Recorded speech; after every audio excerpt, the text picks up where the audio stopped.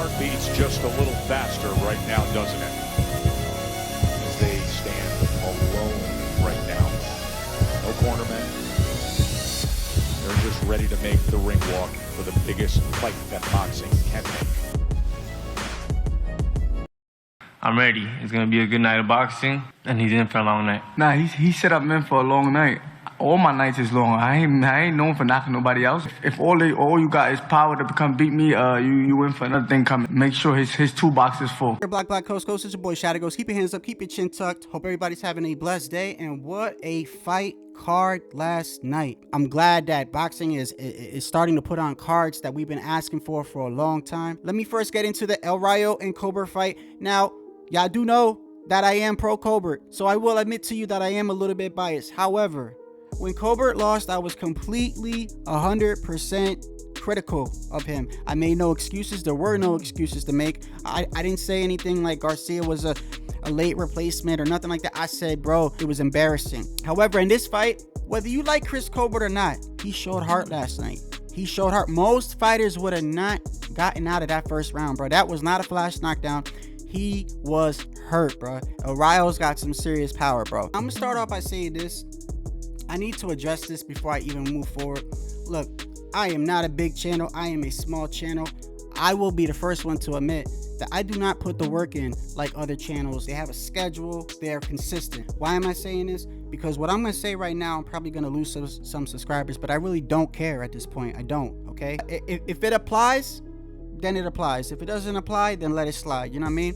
There's a handful of y'all that every time I make these videos, whether it be about Colbert or Boots or whatever, there's these comments in the comment section that I have to erase because y'all say shit like, oh, you like black fighters, you like black fighters. Man, cry me a river. I like whoever I like. And when I defend Canelo and when I defend Ryan or when I defend Tio, I defend on who I feel like should be defended, or when other channels are being racist as fuck, I always am there to defend that shit for the people that don't have channels to say nothing. I try to be as unbiased as I can. I admit when I'm a little bit biased. If there is a swing round, I'm gonna give it to Colbert. So there's a handful of fighters that when I watch, I'm pulling for them. There's nothing wrong with that, man. You know what I mean? But I try to keep it real.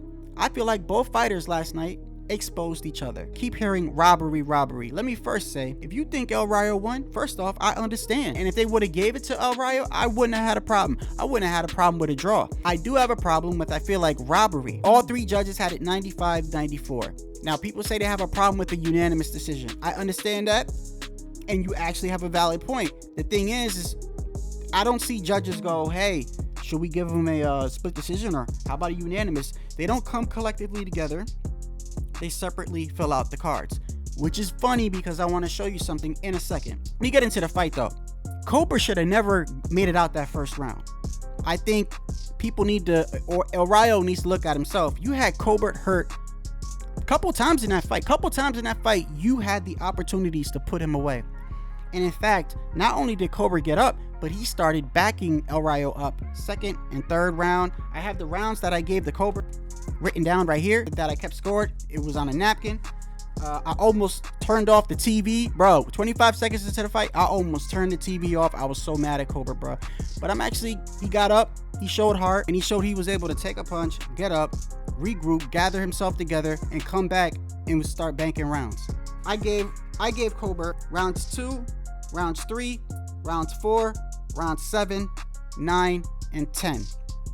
You might be saying, well, that's crazy, Shadow. Rounds 5 and 6 were swing rounds. You could have went either way. Of course, I'm gonna give them to Colbert. If you go online, there was a couple of online places actually that you could go to and score the fight per round. It's called fans scorecards. Now, I used it a couple of times. I think it was with the Castano and Jamel fight and a couple of other fights. Take into consideration that these are fans, bro. These are people that are online watching. People can be biased and just, even if a guy clearly won a round, somebody could just put the other guy won because they simply like the fighter. Just take it into consideration. What I'm saying is that this is online. These are fans, and Chris Colbert is not, he doesn't have a lot of fans, bro. Let's just be honest. It's fucking Chris Colbert here. If anything, El Rayo to me got more fans. It was his home crowd or whatever. So I'm just using this as an example of what other people think, so people don't think I'm fucking nuts. You know what I'm saying? Okay, right here. This is called Eye on the Ring. It's one of many where you could come, you could score the rounds, round by round, you put it in, you log in, you make a username, password, and everything. Let's take a look at this. They have 4 separate scorecards. These are fans. These are called fans cards. Now, of course, like I said, let's take into account that some of these people could be biased. So there's 4 scorecards, right? Look, the first one is 93, 96, Venezuela. Okay? The next one is Colbert, 95, 94 Colbert. The next one is 94, 95 Venezuela. And the fourth card, 95, 94 Colbert. 2 cards saying Venezuela. One was 96, 93. Other one, Venezuela, 95, 94. And the other 2, Colbert, 95, 94. Split down the middle. It was a close fight. That is with all 4 scorecards scoring the first round, a 10-8 round. After the fight, Chris Colbert also admitted that he should not be at 135, which I agree. This is what he said. I ain't gonna lie, when I got dropped, I didn't even know what hit me. It was so quick, like I didn't know what hit me. But when I opened my eyes, I'm like, oh shit, he dropped me. You just never get respected. When they gonna respect me? I came off a 13-month layoff, got in the ring with a 135-pounder, and I swam with sharks. I got dropped, got up, and I won the fight. Plus 130. Yes, I am. I'm going to get my belt. I ain't a 135-pounder naturally. I just went up to prove something. So I'm glad he humbled himself and he realizes he's got no place being at 135. He wasn't even a big puncher at 130. He's not going to be a big puncher at 135. They both need something to work on. I'm talking about Venezuela and Colbert. I feel like they both kind of exposed each other a little bit. I said that I feel like Venezuela is a great, he's got great fundamentals, great power. It's his footing and it's his timing.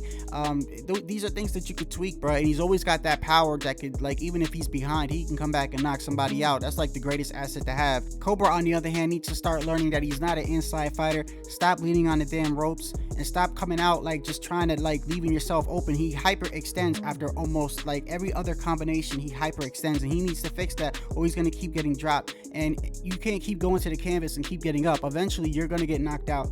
But I think he needs to go back down to 130 and fight Hector Garcia, get that rematch and show everybody that the first time that it was a fluke. But at the end of the day, that's going to always chase him in his career, that he ran from that fight. But he did show that he had heart this fight. Oh, and by the way, for those that don't know, Colbert always comes in with a Mexican flag, bro. And it's not to be disrespectful, bro. His trainer, he considers his trainer like his father. He literally looks at him like his father. So he always comes in with the Mexican flag and colors and everything to just show respect to his trainer. So he's not doing that to be disrespectful. Either way, he needs to get with his trainer, go back down to 130 and just take it serious. Be serious at 130, bro, if you're going to campaign at 130. This is Shadow Ghost, and until next time, I'm out.